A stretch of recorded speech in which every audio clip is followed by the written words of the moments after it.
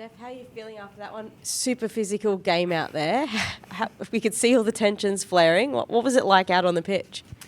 Yeah, it was a super physical game. I think we expect that from Brazil. But it definitely was another level tonight. I think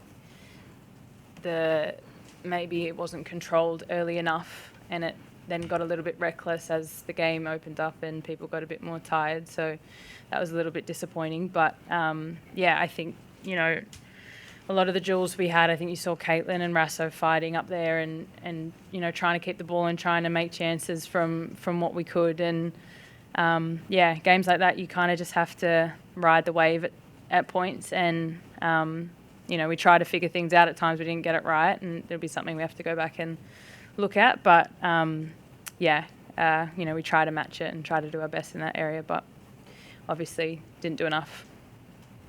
Anna. Steph, I guess from a defensive point of view, how do you feel like the back three and wing backs worked tonight? And Brazil clearly got the better of you early on in the game too.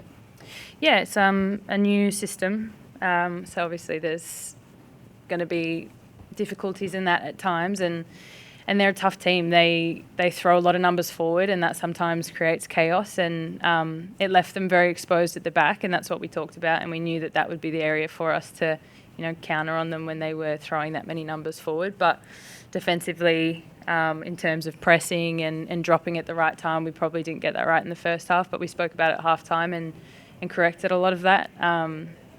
But yeah, that it's a new formation, so sometimes it doesn't look exactly how it's supposed to at every point in the game, but we're going through that process now, and we'll get better every time we play. Ben. Hey Steph, how frustrating was some of the injuries that Brazil suffered?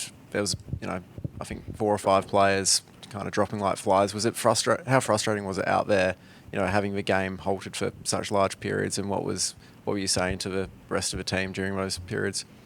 Yeah, I think it is frustrating, but unfortunately that's international football sometimes, and that's part of playing against teams like this. They're very street smart, and we let them get 2 goals early, and that opens the door to those kind of tactics, and that's on us. If we're in the game and we haven't let them score, then they have to score, and they don't have time to do stuff like that. So that's international football, and it is frustrating, but you've got to try and keep your head as much as you can and hope that the referees are controlling it and giving us as much of a chance despite the tactics. And there was a lot of extra time.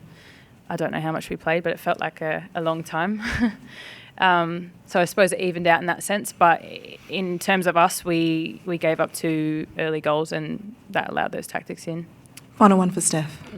Steph, heaps of memories at this venue. For yourself and for the other players, do you still look back at those times you've kind of spent here at the World Cup, or are you starting to move forward and look ahead? Yeah, I think you have to move forward. International football moves very quickly, and there's a new tournament around the corner every day that goes past. But it has been nice. We've been back in the same hotel that we stayed at, and obviously playing here.